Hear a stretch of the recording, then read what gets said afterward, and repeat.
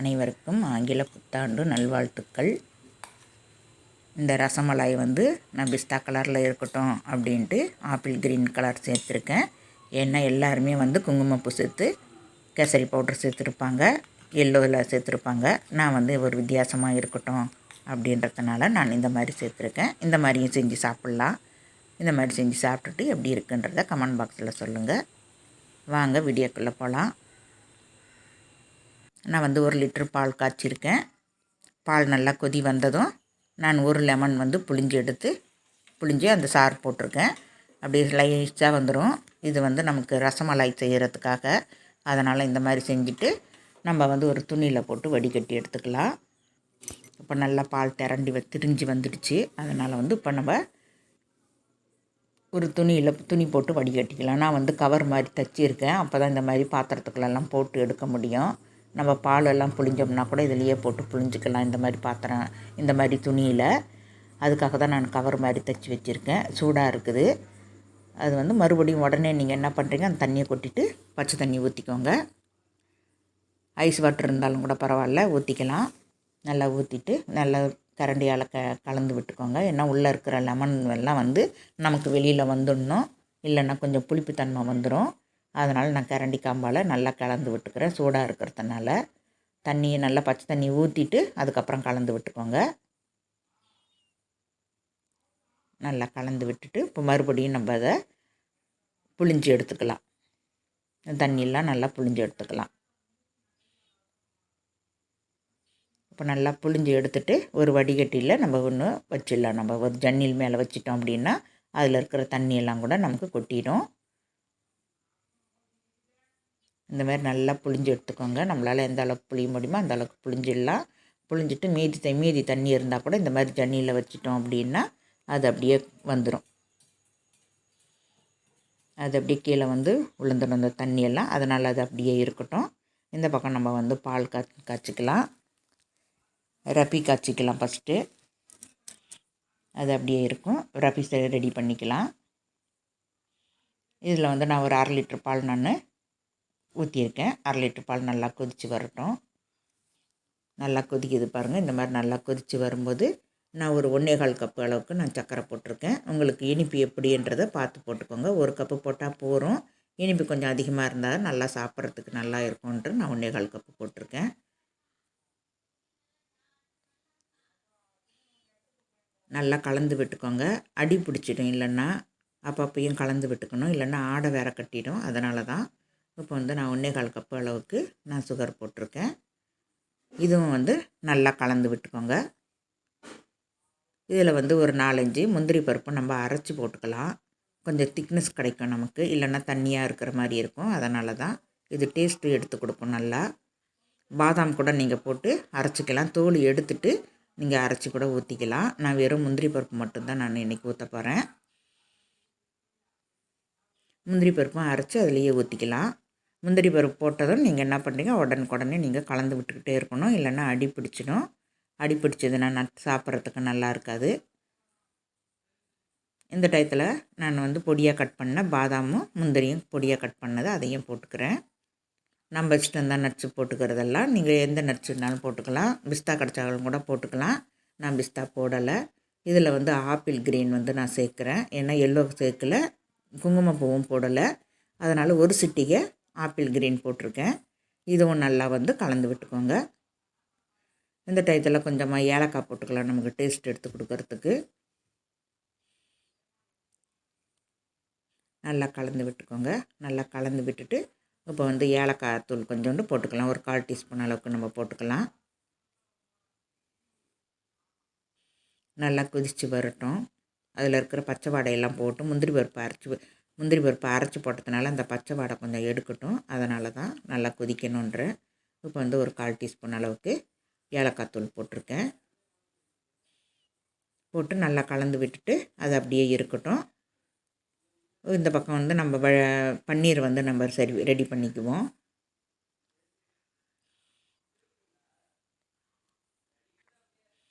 பன்னீர் இந்த மாதிரி சைடு கை பெரிய விரலுக்கு இருக்குது பார்த்திங்களா, அந்த இடம் வாரம் வச்சு நல்லா நம்ம கசக்கி எடுத்துக்கணும். அப்போ தான் நமக்கு நல்லா நைஸாக வரும். நம்ம எந்த அளவுக்கு தேய்ச்சி நல்லா தேய்ச்சி நம்ம எடுக்கிறோமோ அந்த அளவுக்கு நமக்கு ரசமலாய் நல்லா சாஃப்டாக இருக்கும்.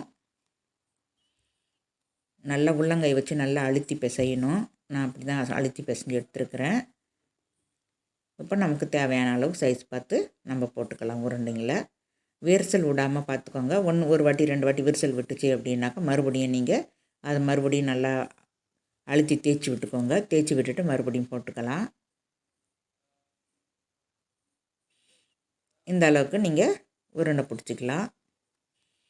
இது வந்து நமக்கு பன்னீர், இந்த பன்னீர் வந்து நமக்கு ரசமலாய்க்கும் ரசகுல்லாவுக்கும் ஒரே மெத்தேடில் தான் வரும். ஒன்றும் வித்தியாசப்படாது. இதில் வந்து ரப்பி நம்ம ஊற்றுறோம், அதில் வந்து நமக்கு வெறும் ஜீராவிலேயே நமக்கு வெந்துடும். இதுலேயும் ஜீராவில் வேக வச்சு தான் நம்ம எடுக்க போகிறோம். அது பால் சைஸில் இருக்கும், இது தட்டையாக இருக்குது, அவ்வளோதான் வித்தியாசம். ரெண்டுக்கும் ரொம்ப வித்தியாசம் கிடையாது. இப்போ இது நல்லா சுண்டி வந்துடுச்சு பாருங்கள்.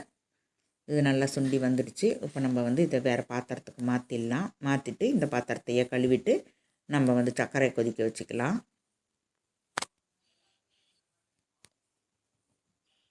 இது வேறு ஒரு பாத்திரத்தில் மாற்றி விட்டுடலாம்.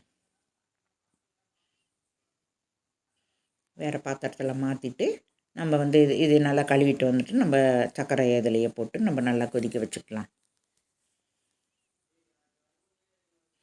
நம்ம பார்க்குறதுக்கு நமக்கு டிஃப்ரென்ஸாக இருக்கும். ஏன்னா எல்லோவே தான் எல்லாருமே செய்கிறாங்க. அதனால் நான் இந்த வாட்டி நான் மாற்றி செஞ்சுருக்கிறேன்.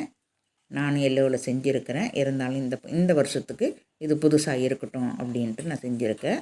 நான் வந்து 1 கப்பு 1/4 கப்பு அளவுக்கு நான் சர்க்கரை போட்டிருக்கேன். சர்க்கரை வந்து நல்லா கரையிட்டோம்.